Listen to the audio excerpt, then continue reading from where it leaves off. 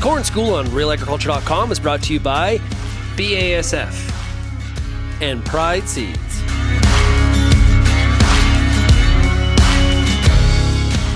Hi, I'm Bernard Tobin. Welcome to the Corn School. Today I am down at Chatham, Ontario. I'm catching up with Mike Bechard. He is the seed corn production manager for Pride Seeds. Sir, how's it going? It's going very well today, Bernard. Yeah. Hey, now we are standing in a field of seed corn here.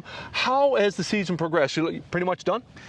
Right now we're sitting about 85% complete, and a little ways to go, and I think by sometime late next week we'll have all our male delays put in and we'll be completed. And that'll be a very good start for us. We had a really good stretch of weather, so things went extremely well. Awesome, awesome. So, hey, this year on the Corn School, I want to dive into and dig into seed corn production and, how it starts, right here in the field, and what ends up in the bag. What those hybrids look like in the bag and how they get there. And, from your perspective, Mike, are there specific periods in the seed corn production season that you focus on?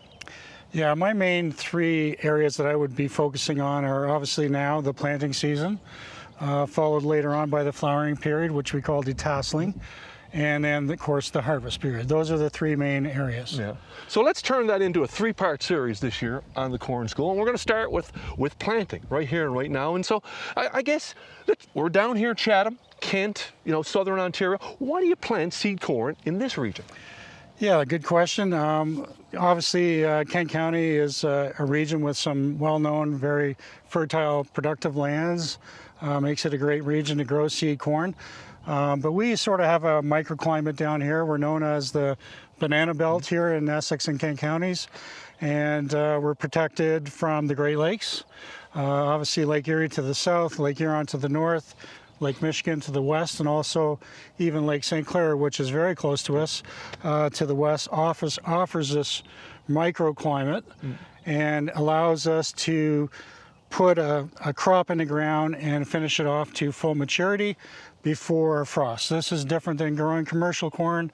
Our seed has to be off in safe storage prior to the first frost in October. Now, another thing is you've got long-standing relationships with growers. Isolation and crop rotations are important too, right? Yes, very, very much so. Down here in Kent County, we grow a huge variety of diversified crop base, lots of vegetables. This allows us to find the isolation to grow seed corn, but also give us many opportunities to have a good crop rotation. The last thing a seed company wants is to follow a corn crop.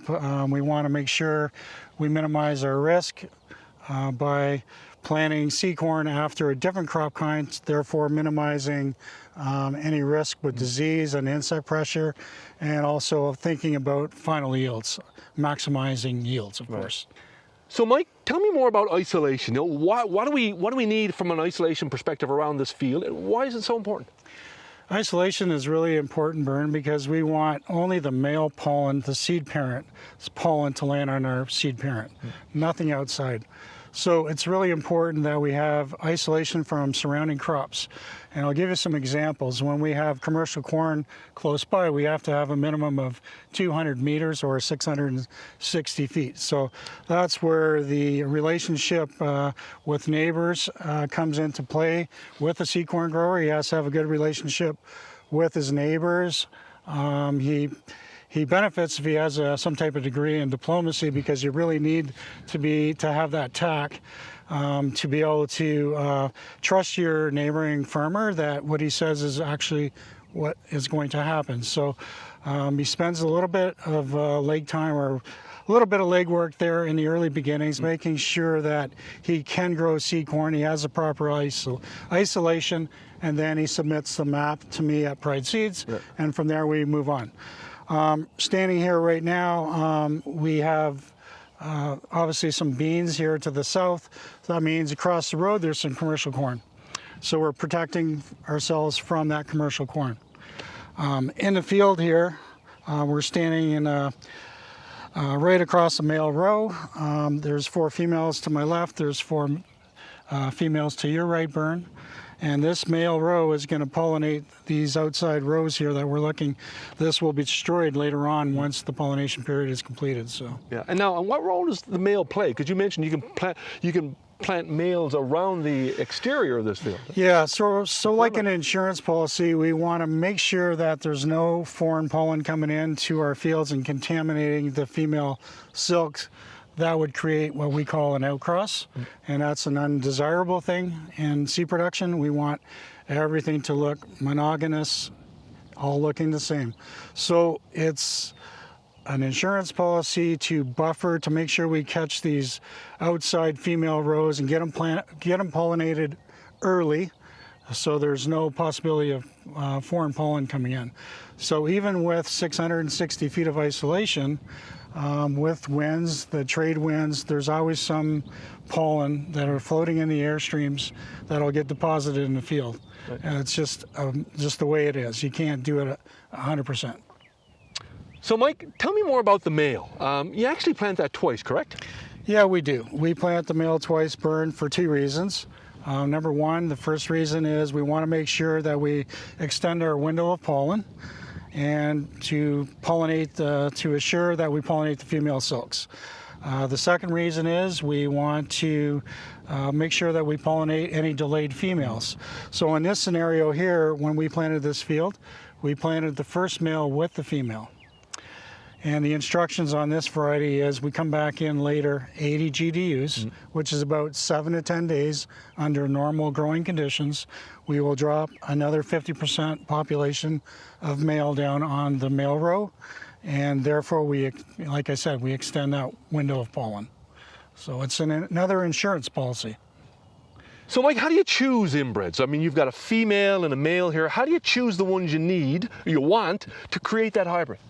Okay, so those decisions are done up front by a corn breeder. When we realize these varieties, or these inbreds are making varieties that are top of the line in the marketplace, then we have to produce them. So we're given the planting instructions. We know which line is going to be the female parent, and we know which line is going to be the male pollinator. And then we set up planting instructions. And we don't let the growers do this on their own. It's a shared thing. So we have 4 field techs for the 4 different growing areas that would work with the growers to ensure that they're checking the planting instructions one last time. They're making sure the seed parent is the correct parent we're wanting to cross. They're checking for planting depth. They're checking for spacing, and all those important things, because we got to get it right. We don't get a second chance. Right. So quality assurance is obviously important. Talk about planting dates, Mike. We're a little later here now. I mean, you're not rushing into a field planting seed corn. Sometimes we run a little faster in commercial, right? Yep, yeah, that's true. We do. We follow behind commercial usually all the time. Inbreds are a little less vigorous than a hybrid seed. We don't get a second chance. We don't have extra seed stock sitting in a warehouse to do these things, so it's a one chance only. So we try to make sure we got a very good backdrop of weather coming before we even think about planting.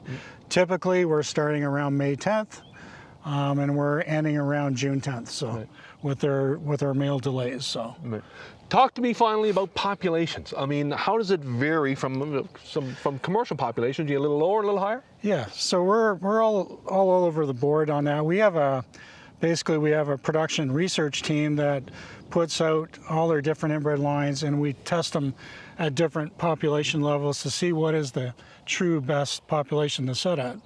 And so in a quick note, 35,000 to 38,000, that spectrum there covers just about all the genetics we grow here. So here we are at planting. We've got 2-leaf corn here. A lot of work's gone into this so far. What's next for us? Pollination? Yeah, pollination. In about 60 days, we'll be dealing with the big labor-intensive job of removing the female tassels off the seed parent. We call that detasseling, and yeah, stay tuned. We'll be back to dwell into that a little bit more. Awesome. So there you have it, part 1 of our series. We will be back with Mike Bechard in 60 days. We'll talk pollination. We'll see you next time on Corn School.